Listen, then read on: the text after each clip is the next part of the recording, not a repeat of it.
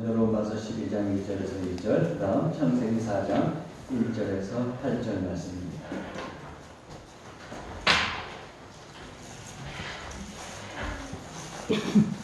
신약성서 로마서 12장 1절에서 2절 제가 받들어 봉독하겠습니다.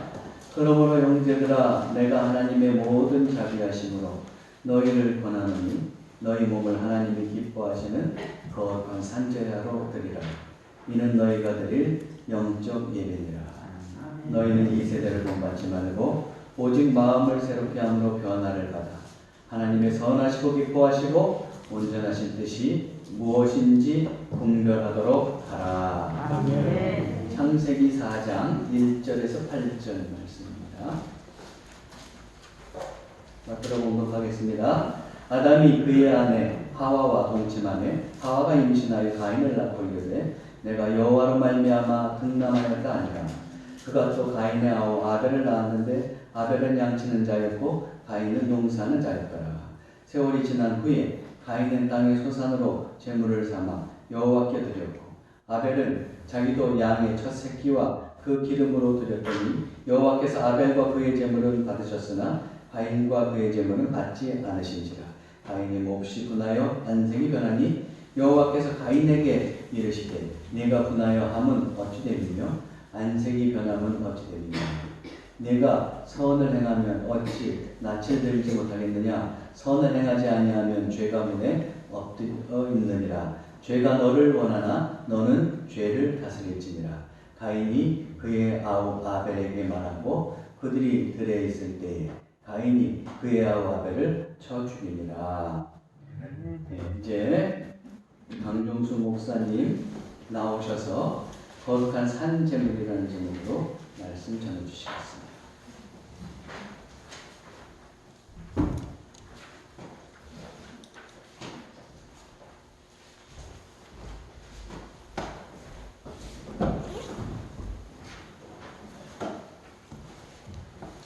여러분 한 달 동안 평안하셨습니까? 담임 목사님은 한 주 동안 평안하셨습니까? 라고 하지만 저는 한 달 동안 평안하셨습니까? 라고 말씀을 드리죠. 한 달에 한 번 또 여러분과 더불어 함께 말씀을 전하는 시간이기 때문에 그렇습니다. 거룩한 산제물 누군가 그러더라고요. 산제물은 너무나 신선하고 싱싱해서 좋대요. 근데 뜨거우면 지가 기어 내려오더라. 그런 얘기를 농도삼아 하는 이야기를 들은 적이 있습니다. 어떻게 하는 것이 정말 산제물로 드려지는 것이고 또 살아가는 것일까? 한 해가 이제 저물고 있습니다. 한 해의 삶을 돌아보면서 함께 또 말씀을 통해서 우리가 또 지나온 한 해를 돌아보고 또 앞으로 한 해를 내가 어떻게 살아야 될 것인가라고 하는 부분에 대해서 함께 또 말씀을 가지고 은혜를 나누기를 원합니다. 자, 오늘 등장하는 인물들이 있어요. 여러분이 너무나도 잘 아시는 아담과 하와 그리고 그의 자녀들이 등장을 하고 있습니다. 자, 오늘 아담과 하와 또 그의 아들인 가인과 아벨 또 이들의 그 시대는 과연 오늘 본문을 이해하기 위해서 먼저 우리가 또한 살펴야 될 맥락은 무엇인가 라고 하는 것들을 좀 살펴보고자 합니다. 하나님께서 창세기 입장에서는 천지를 창조하셨어요. 얼마나 아름답고 또 얼마나 신나는 일이었겠습니까?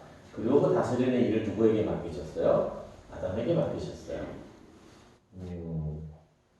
여러분 어떻게 생각되십니까? 아담이 그 당시 하나님께서 아담아 이 모든 것들을 내 주는 네가 다스려라 라고 했을 때에 아담은 어떤 생각이었을까요? 아 힘들어 죽겠네. 오늘 또 어떻게 일어나서 출근해서 이 모든 세상을 또 섭리하고 다스릴까?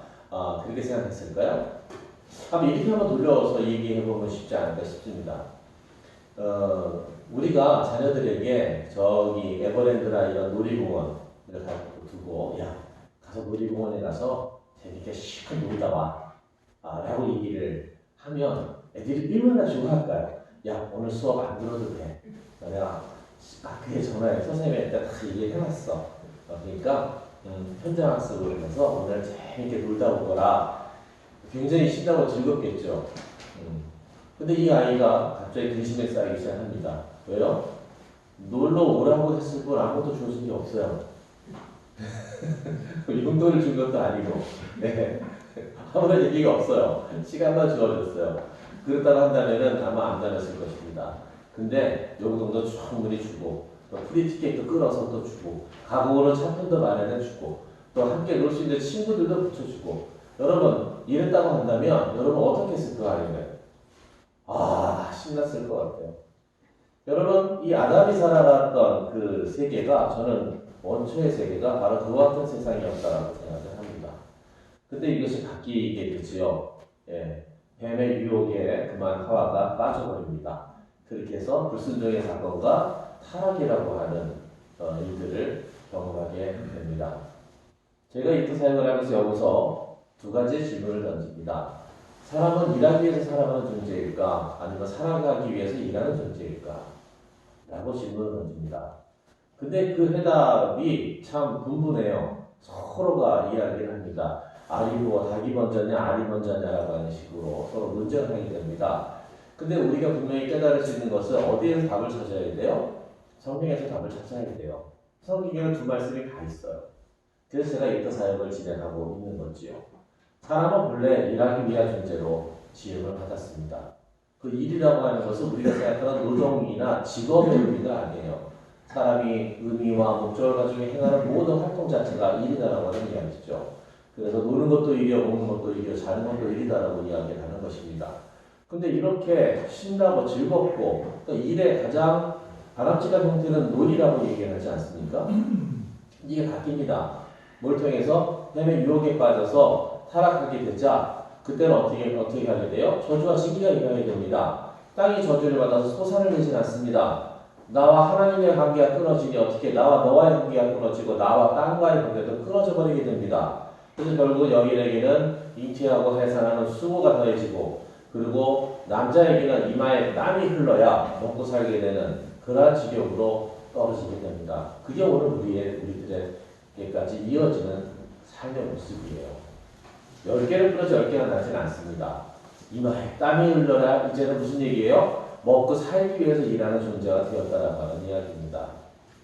바로 그것처럼 그와 같은 지경에 또 처해지게 되고 에덴 동산에서 또 거하는 것들이 금지가 됩니다. 그래서 에덴에서 추방을 당하게 되죠.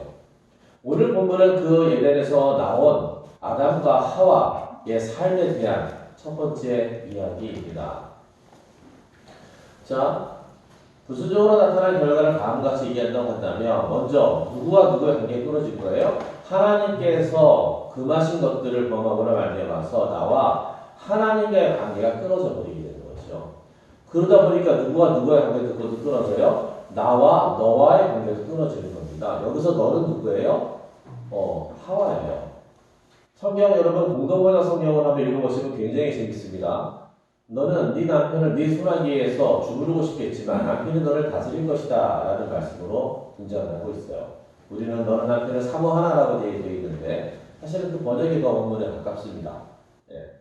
이 결국은 뭐예요? 둘 사이의 관계가 어그러지는 것을 여기서는 시사해주고 있어요. 저는 부부싸움은 태초부터 있었다라고 믿는 사람입니다. 왜냐하면 하나님께서 야, 너 뭐야 먹지 말라고 하고 너 따먹은 거야? 라고 물으셨을 때 아담이 뭐라고 대답했어요? 하나님께서 나에게 주신 저 여자가 라고 대답을 합니다. 결국은 아담과 하와 사이에 대판 붙었을 것 같아요.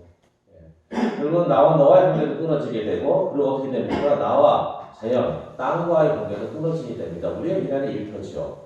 그래서 고통스러운 거예요. 10개를 끊어서 10개가 다 나서 그걸 거둘 수 있는 것이 아닌 세상이 되어버렸다라고 하는 이야기입니다. 타락 이후 아담과 하와가 낳은 자녀의 이름이 등장합니다. 누구죠? 가인과 아벨이라는 두 아들을 낳게 됩니다. 자, 가인과 아벨은 뭘 하며 살았죠? 가인은 농사를 지며 살았대요. 그리고 아벨은 뭘 하며 살았대요? 양을 치며 살았대요. 자, 가인과 아벨이 세월이 지나자 소득이 생겼어요. 공이 두 사람이 이 소득을 가지고 한 일은 무엇입니까? 여호와 하나님 앞에다가 제사를 드려 기특하지 않습니까? 그래도 예, 기특해요. 자기의 소산물을 가지고 하나님 앞에다가 제사를 드렸다라고 되어 있습니다. 근데 이 가인과 아벨이 제사를 드렸는데 하나님의 응답하신 반응이 다르네요. 하나님은 어떻게 반응하시고 계세요? 아벨과 그의 제물은 기쁘게 받으셨어요. 근데 오늘 본문을 보니까 누구? 가인과 그의 제물은 받지 않으셨더라라고 되어 있습니다. 이제는 제가 이 본문의 말씀을 가지고 한번 여러분들과 증거한 적이 있으실 겁니다. 혹시 새록새록 기억이 나실지도 모르겠어요. 다 잊어버리셨을 줄로 믿고. 자, 제사를 거절당한 가인의 반응이 나타났죠. 오늘 성경에 보니까 가인이 어떤 모습이었어요? 분하여 안색이 변하였더라라고 되어 있습니다. 불그락 하면서 막 그냥 씩씩거리는 그러한 모습이었던 거죠. 그래서 하나님께서 얘기합니다. 말씀하십니다. 야, 네가 왜 이렇게 분하하면 어찌 되느냐. 근데 이렇게 얼굴색이 변할 정도로 울그락불그락 화가 난 가인이 저지른 일이 무엇이었습니까? 세상에. 인류 최초의 존속살인이 여기서 벌어지게 됩니다. 창세기 4장에서 말이죠. 네. 아벨을 어떻게 했어요? 불러내렸어요. 이거는 굉장히 아주 잔혹한 행위가 되죠. 왜냐하면 계획했다라고 하는 일이 되니까요. 이 존속살인은 뭐예요? 계획살인이었어요. 그리고 어떻게 했어요? 아벨을 어떻게 죽였어요? 성경에 보니까 쳐 죽였다라고 되어 있어요. 여러분 이거는 엄청난 분노를 여기서 나타내주고 있는 겁니다. 어떻게 사람이 사람을 죽기까지 때려서 죽음에 이르도록 만들 수 있단 말입니까? 그렇다고 한다면 그의 분노가 온전히 다 누구에게 쏟아부어진 거예요? 자기 동생이 쏟아부어졌다라고 하는 것들을 보게 됩니다. 굉장히 잔혹한 일들이 여기서 벌어져 버리고 말았습니다. 근데 여기서 한 가지 궁금한 게 있어요. 자, 하나님께서는 왜 가인의 제사를 받지 않으신 것일까요? 그것이 알고 싶다. 그것이 알고 싶다. 좋은 말씀. 여러분 어떻게 생각하십니까? 하나님께서 왜 가인의 제사를 받지 않으셨죠? 피해 제사 이런 얘기는 거론될 게 아닙니다. 그것은 이미 쫙 후손들 나중에 레위기 가서 등장하는 것이니까. 그럼 하나님이 고기를 좋아하시고 싱크를 좋아하지 않으셨기 때문이었을까요? 여러분은 어떻게 생각하십니까? 왜 하나님께서는 가인의 제사를 받지 않으셨을까? 우리에게 여기에 대해서 굉장히 심사숙고해 봐야 됩니다. 자, 이걸 이해하기 위해서 다음의 사항들을 좀 살펴볼까 합니다. 자, 하나님께서 받으시는 제사는 무엇이었는가? 하나님께서 무엇을 받으셨는가라고 하는 것을 한번 주목을 해보겠어요. 그랬더니 하나님께서 받으셨던 것은 어떻게 표현되어 있어요? 가인과 그의 제물, 그리고 아벨과 그의 제물이라고 되어 있습니다. 이 말씀을 가만히 보면 어떻게 돼요? 제물이 등장을 합니다. 플러스 뭐가 등장을 해요? 제물을 드리는 사람이 등장을 하고 있습니다. 그렇죠? 분명히 말씀이 그러지 않습니까? 그렇다고 한다면 우리는 여기서도 궁금증이 생겨요. 드려지는 제물은 이해를 하겠는데 그러면 제물을 드리는 사람을 받으신다라고 하는 의미가 뭐냐라고 하는 이야기죠. 제물을 드리는 사람을 받으신다라고 하는 의미가 뭐냐라고 하는 이야기입니다. 여러분, 하나님께서 사람을 받으신다라고 하는 의미는 무엇일까요? 우리가 이 말씀에 대한 이해를 어디에서 단서를 찾으면 좋을까요? 분명하게 우리 크리스찬들은 단서를 찾을 때는 어디에서 찾아야 돼요? 성경 말씀 가운데서 다 찾아야 돼요. 다 같이 한번 읽어보겠습니다. 시작.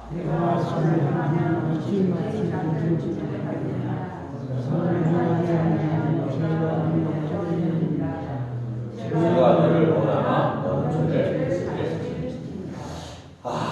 이 말씀이 단서가 될 것 같아요. 여러분 한번 생각해 보십시오. 자, 무엇이 문제였습니까? 네. 선을 행하면이라고 하는 말씀이 있고 죄라고 하는 말씀이 우리 눈에 들어와요. 선을 행하면이라고 하는 것은 그저 착하게 사는 것이 아니죠. 하나님 백성답게 하나님 자녀답게 살아가는 삶 자체가 선입니다, 여러분. 우리의 생각은 착하다라고 하는 것은 고정되어 있는데 이쪽 세계에서의 선이라고 하는 것은 다 포함이 돼요. 착한 것뿐만 아니라 다른 사람을 유익하게 하고 이롭게 하는 모든 일들도 여기에는 포함이 되어 있어요. 자, 하나님이 기뻐하시는 삶을 살지 못하고 어떻게 되는 얘기입니까? 아, 주위에 걸려 자빠지고 넘어지고 죄를 범하는 그와 같은 일들 속에 파묻혀 살았다고 하는 것을 여기서 우리는 알게 됩니다. 이거는 뭐예요? 하나님은 무엇이 가슴 아프셨던 것이에요? 여러분의 자녀가 정말로 좋은 다이아몬드 저는 정말 뭐 수십억 나가는 자동차를 여러분들에게 선물해 드리면서 어머니, 아버지 이거 제가 선물로 드릴 겁니다. 이거 받아주세요 라고 하면 여러분 어떠시겠어요? 너무 좋지 않습니까? 야, 네가 어떻게 이런 능력이 있었느냐? 어디서 이런 것들을, 이 귀한 것들을 구할 수 있었느냐? 근데 나중에 알고 보니까 사람 등쳐먹고 살인하고 막 그냥 사기치고 해가지고서는 나온 재물을 가지고 그걸 가지고 그렇게 했다고 생각해 보세요. 여러분 그래도 비싼 거니까 일단은 받으시겠습니까? 말씀이 없으시네? 받으실 것 같은데? 괴로우실 거예요. 네. 그거보다도 무엇이 더 소중하니까? 무엇이 중요한지? 내 자식이 중요한지. 근데 그 자녀가 어떻게 살고 있어요, 지금? 범죄하며 죄악 가운데 살고 있잖아요. 그러니, 그런 자녀가 가져온 것은 어떤 선물이든 여러분이 기뻐 받으실 수 있겠느냐는 거거든요. 네. 동일한 마음이 아니셨을까 싶어요. 가인의 제사를 받지 않으실까다. 네. 결국은 삶이었다라고 하는 이야기입니다. 중요한 것이 어떻게 살았는가라고 하는 것에 초점이 있습니다. 자, 제사를 드린다, 예배를 드린다라고 하는 것은 우리가 어떻게 이해할 수 있어요? 오늘 이 말씀을 가지고 볼 때는 살아온 삶을 받들고 하나님 앞에 나아가는 일이다 라고 볼 수 있습니다. 우리가 헌금 목소만 챙기면 됩니까? 아닙니다. 내 삶을 챙겨서 나와야 되는 겁니다. 그리고 어떻게 해요? 준비한 예물을 가지고 나아가는 것이에요. 그 예물에는 무엇이 포함되어 있어요? 예, 여러분, 우리가 드리는 헌금뿐만 아니라 감사와 찬양과 영광 돌림이 여기에 또한 포함되어 있다고 하는 이야기입니다. 그렇다고 한번 생각해 보시자고요. 한 주간을 살았는데 실패의 삶을 살았어요. 그리고 또 실수를 해가지고 또 잘못도 했어요. 그런 사람은 하나님 앞에 나아가서 예배드릴 수 없는 겁니까? 아니요. 성경 말씀에 보니까 통회하고 자복하는 심령은 그 영혼을 하나님께서 받으신다라고 되어 있어요. 그러면 통회하고 자복하는 심령은 하나님께 드려지는 또한 예물이 되는 줄로 저는 믿습니다. 하나님 죄송합니다. 제가 한 주간 살아보려고 했는데 잘 안 됐습니다. 또 실수와 잘못을 저지르고 말았습니다. 하나님 연약한 이 종을 용서해 주십시오. 다시금 살아갈 수 있는 힘을 하나님께서 주시기 원합니다. 저를 불쌍히 여겨주시기 원합니다. 주님 저에게 은혜를 베풀어 주시옵소서. 그렇다고 한다면 하나님께서 예의 못난 자식아 저리 가라라고 내치셔야 되잖아요. 그래 사랑하는 딸아 사랑하는 아들아 그래 네가 그런 마음을 가지고 있는 나는 너무나 좋다. 그래 내가 너와 함께 하겠다. 다시 한번 우리 한 주간의 삶을 살려들 엎드려 기울이며 한번 살아보자 라고 말씀을 주시지 않겠습니까 여러분? 여러분 이런 또 우리가 제사를 드리고 예배를 드린다라고 하는 것은 이와 같은 우리의 삶의 전반적인 모든 것들이 포함되어 있다라고 하는 이야기입니다. 첫 번째는 시간을 지키는 것이요. 이 시간을 하나님 앞에 내어드리는 것이죠. 여러분 주일은 일주일의 마지막 날이 아닌 거 아시죠? 달력이 어떻게 되어 있어요? 월화수목금토일로 되어 있어요? 예, 일월화수목으로 되어 있습니다. 예, 그래서 우리 주일은 일요일은 뭐예요? 한 주의 첫 시작일입니다. 우리는 유대인들은 마지막 날을 드릴지 모르지만 그게 금요일 해질무렵부터 토요일 해질무렵까지예요. 그래서 안식일 다니시는 분들은 그때 예배를 드리지 않습니까? 그것이 지나고 안식 후 첫날 예수님께서 부활하신 그날이 바로 오늘입니다. 그래서 우리는 첫날을 어떻게 하느님 앞에 이 시간을 구별해 드리며 살아가는 사람들이라고 하는 이야기죠. 여러분 그러면서 또 하나 생각해 볼 것이 있습니다. 하나님께서 거절하시는 예배, 거절하시는 제사가 있다 없다? 우리 성경에 보니까 있다. 그렇다고 한다면 모든 사람이 다 주일날 나와서 하나님께 예배를 드린다면 이랬다고 할 때 그 모든 예배는 하나님께 드려지는 예배는 받으신다? 어쩌면 거절하시는 것도 있다? 어떻게 생각하십니까? 문제는 뭘까요? 여러분 동의가 되실 겁니다. 어떻게 생각하십니까?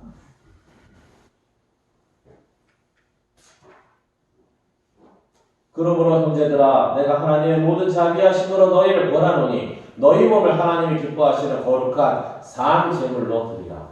이는 너희가 드릴 영적 예배니라. 여러분 진정한 의미에서 예배는 뭐가 예배예요? 여러분 삶의 예배인 것입니다. 그렇게 예배 드리는 사람들이 모여서 함께하는 자리가 이 공적인 예배의 자리예요. 거룩한 산 제물이라고 하는 것이 무엇일까요? 오늘 로마서 12장 2절 말씀에서 저는 그 답을 찾습니다. 너는 이 세대를 본받지 말고 오직 마음을 새롭게 함으로 변화를 받아 하나님의 선하시고 기뻐하시고 온전하신 뜻이 무엇인지 분별하도록 하라.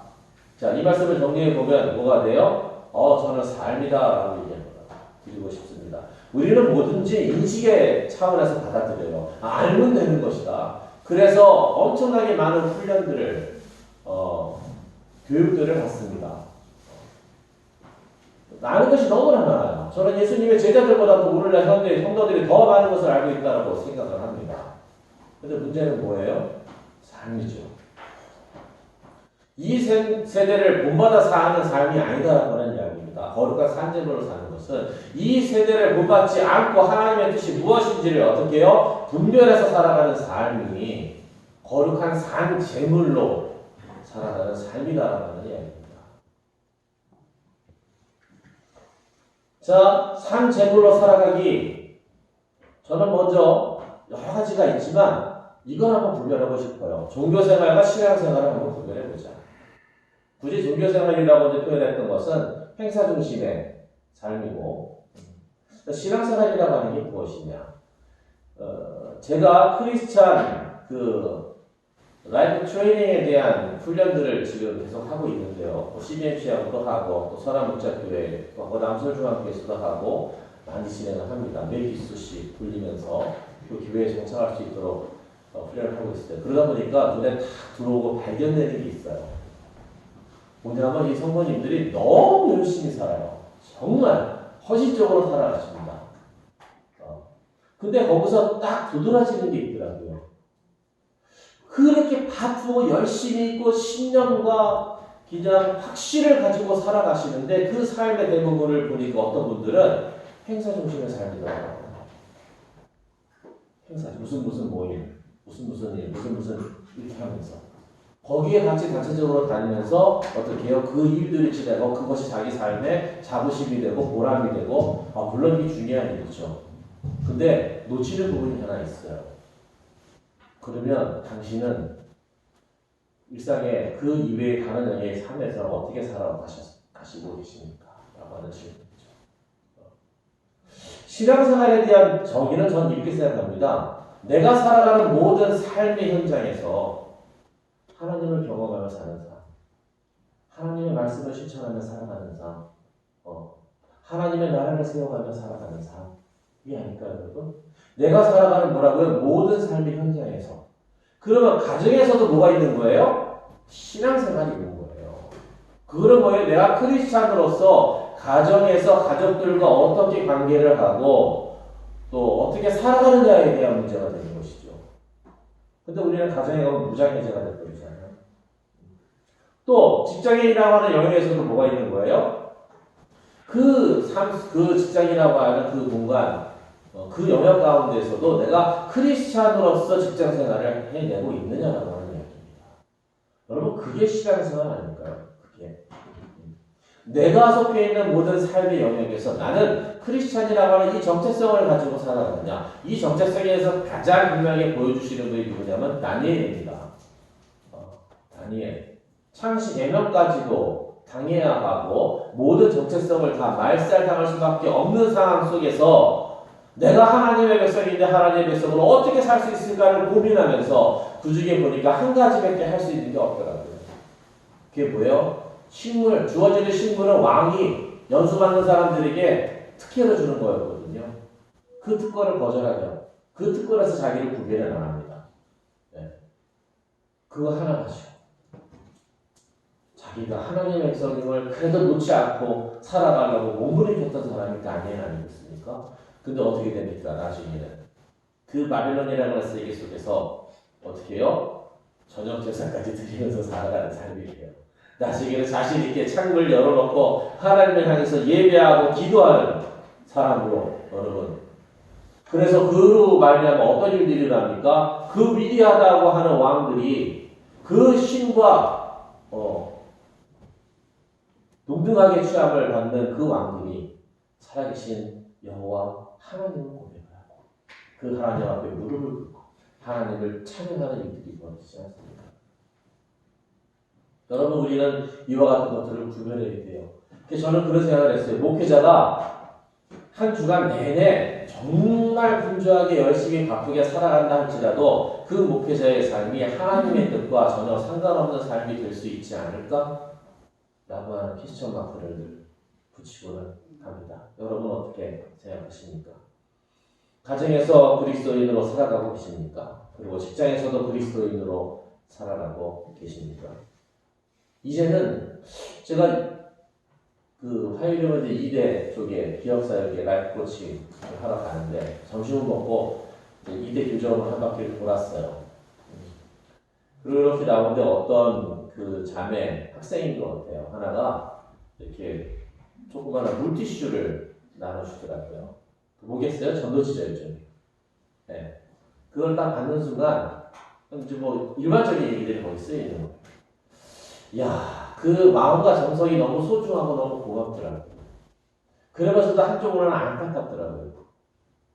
여러분 이제는 예수 믿으세요라고 말로 아무리 전해도 효과 있는 시대는 이미 지나갔다고 생각합니다. 이제는 무엇을 통해서 내 삶을 통해서 보여줘야 돼요. 당신이 믿는 하나님 나도 믿어보고 싶다라고 하는 이야기들이 나올 수 있어야 된다라고 하는 이야기입니다. 그래서 삶이 중요하고 성경에서 나와 있는 모든 것들은 인식의 차원에서 끝나는 것이 아니에요. 여러분 교육과 훈련을 우리를 혼동하면 안 됩니다. 교육은 너무나도 많은 것들을 받았어요. 너무나도 아주 위대한 지식과 정보들이 굉장히 많이 가지고 있어요. 근데 아는 것과 사는 것은 다르거든요. 아는 것을 살아가고 있는가? 성경은 자라가라라고 얘기를 하고 있어요. 베드로 사도도. 그 자라가라라고 하는 이야기는 뭡니까? 성장하라고 하는 이야기는 무엇입니까? 이거는 훈련을 통해서 가능해요. 트레이닝을 통해서 가능하다고 하는 이야기죠.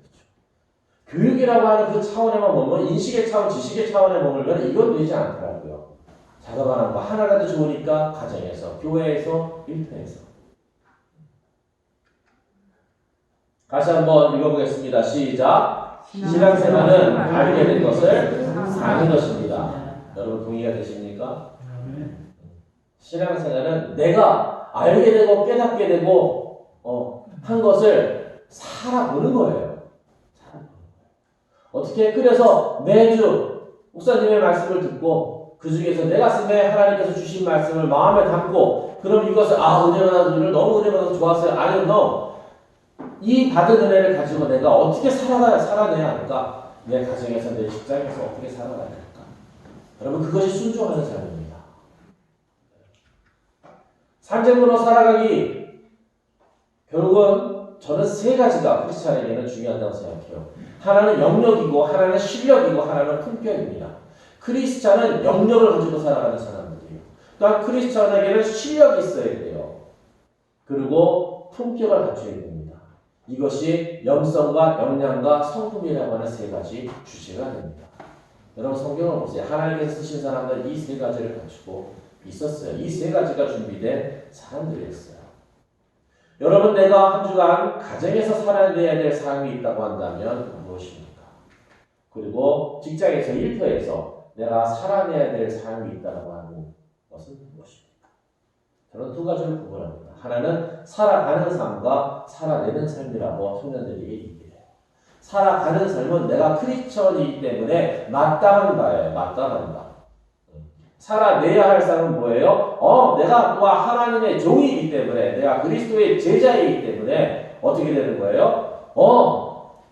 일본 나에 대한 사명이 있다라고 하는 이야기. 살아내야 할 삶이라고 하는 것은 사명과 관계가 있어요. 살아가는 삶은 마땅함과 정체성과 관계가 있는 것이고 살아가야 하는 삶 속에서 이제는 어떻게 해요? 살아내야 하는 삶으로 우리 크리스찬들이 전환되어야 됩니다. 이것은 마치 주님의 옷가랑이를 붙잡고 살아가는 사람과 주님의 붙들려서 살아가는 사람의 차이가 아닐까요, 여러분? 그저 못해서 근근히 쫓아다니면서 그냥 바지가랑이 붙잡고 살아가는 삶을 계속해서 살고 싶으십니까? 아니면 주님께 붙들려서 권세와 권능을 가지고 살아가는 삶이시기를 여러분 바라십니다. 산재별로 살아가는 삶이라고 하는 것은 이처럼 우리가 알아가는 삶의 차원이 아니라 그 아는 것을 실제적으로 살아내는 삶이라고 하는 사실을 기억하시길 바랍니다. 작은 거라도 좋습니다. 겨자씨 하늘에서 산을 옮길 만한 능력이 나오는 건 아니겠습니까? 누가 하십니까? 하나님께서 하십니다. 우리가 할 일은 다니엘처럼 뜻을 정하여 라고 하는 것입니다. 그리고 한번 그렇게 뛰어들어 보는 것입니다. 그렇다고 한다면 바로 그와 같은 순종의 현장에 하나님의 놀라운 역사가 일어나게 될 줄로 믿습니다. 이 한 주간도 여러분의 가정과 여러분의 직장에서 놀라운 살아계신 하나님을 경험하실 수 있는 삶이 일어나기를 우리 주 예수 그리스도의 이름으로 축원합니다. 하나님 감사합니다.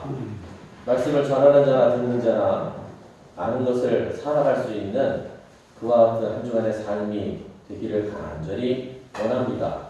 하나님, 저희들에게 성령의 은혜와 감동과 영감을 더하여 주시옵소서.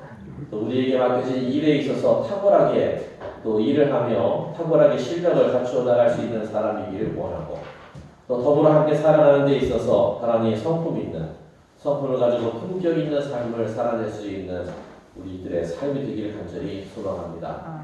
기꺼이 십자가에 또 나의 옛사람들을 또 걸어놓고 이제는 우리가 예수 그리스도의 보혈의 피를 말미암아서 날마다 새로워질 수 있는 그와 같은 삶이기를 소원합니다. 그 속에서 주님 역사하시고 영광 나타내시며 또 여호와 하나님께서 하나님이신 것을 나타내 주시옵소서.